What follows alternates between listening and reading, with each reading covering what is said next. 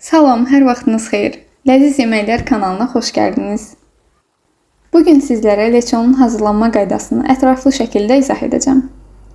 Keçək hazırlanmasına. Bunun üçün bizə lazım olacaq əsas ərzaqlar pomidor, yaşıl və qırmızı bibər, soğan və kökdür. İlk öncə bibərləri doğramağa başlayıram.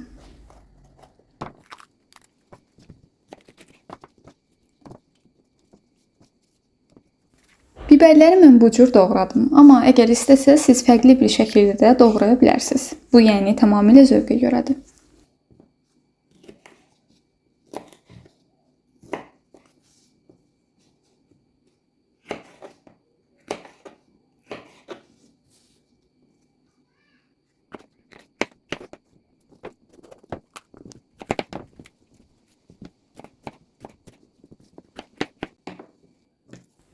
Bu hissədə isə sizlərə kökü necə doğradığımı göstərirəm.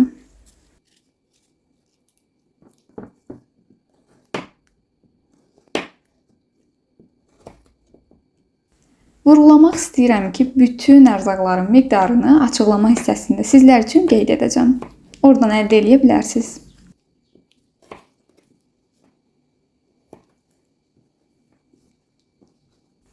Tamamilə yuyulub, qabığı da soyulmuş olan pomidorları və soğanı blenderdən keçirirəm.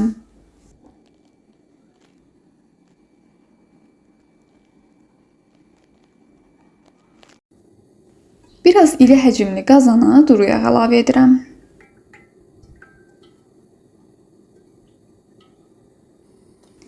Və tərəvəzləri bu yağa əlavə edirəm. Ancaq qeyd etmək istəyirəm ki, heç bir tərəvəzi qızartmıram. Sadəcə biraz içində saxlayıb çıxarıram.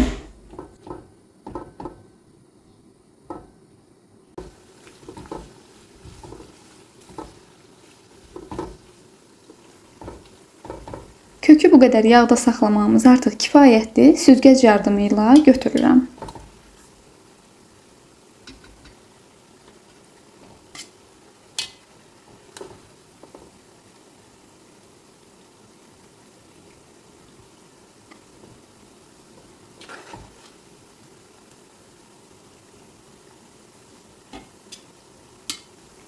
Ardından elə həmin yağa bibərləri əlavə edirəm.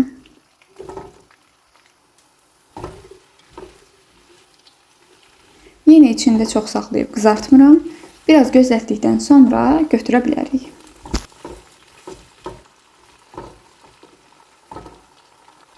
Biraz bişirmiş olduğum kökü belə süzgəcə əlavə etmişəm ki, yağı süzülsün.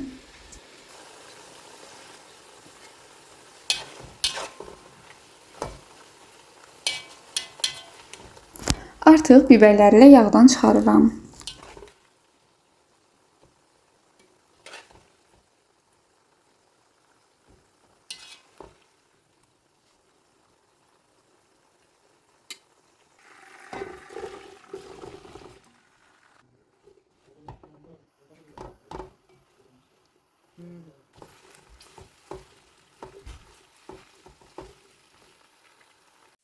Ardından yenə həmin yağa soğanı əlavə edirəm. Vurğulamaq istəyirəm ki, əziz izləyicilərim, bu qışlıq leço resepti həqiqətən çox ləzzətlidir. Həm də deyərdim ki, zamanı qənaət baxımından çox əlverişlidir. Yəni, naharda bunu çox rahatlıqla sadəcə çörəklə yeyə bilərsiniz. Soğanın da üzərindən pomidoru əlavə edirəm.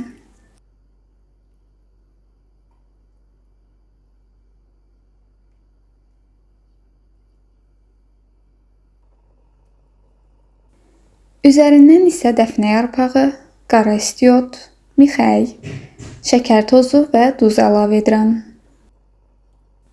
Bir daha xatırlatmaq istəyirəm ki, ərzaqların dəqiq miqdarı açıqlama hissəsində qeyd olunub.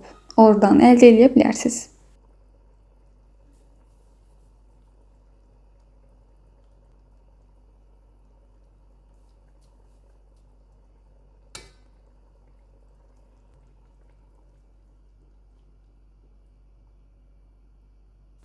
Dəfnə yarpağını qaynayarkən 5 dəqiqə içərisində saxlayıram və ardından süzgəc yardımı ilə çıxarıram.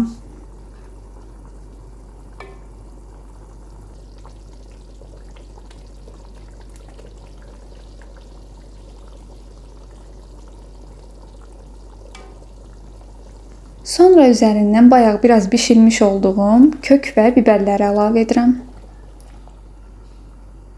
Bilmirəm rənglərdən də yan necə, məncə bu halı ilə çox iştah açıcı və gözəl görünür. Burada sizə kiçik bir xatırlatma etmək istəyirəm ki, əgər videomu bəyəndinizsə, zəhmət olmasa bəyənməyi unutmayın. Sizin üçün kiçik görünən bu addım mənim üçün böyük bir əhəmiyyət kəsb edir.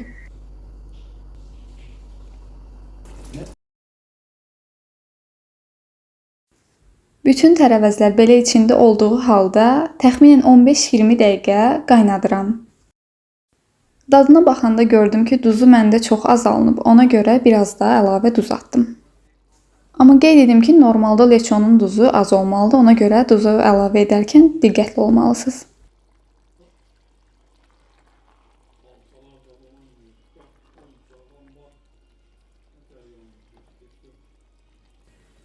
Beləliklə artıq bankalara doldura bilərik.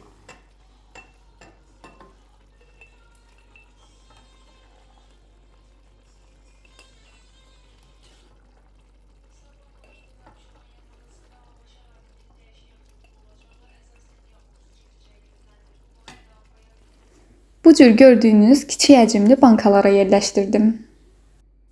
Ölçüsü kiçik olan bankaların istifadəsi də rahat olur məncə.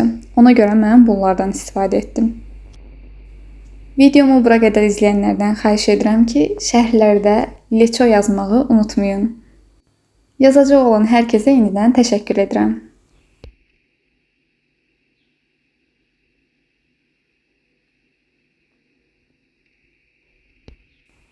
Beləliklə bugünkü qışlıq reseptdən bu qədər. Sizə xoş gün arzulayıram və növbəti videomda mütləq görüşəcəyik. Hələlik.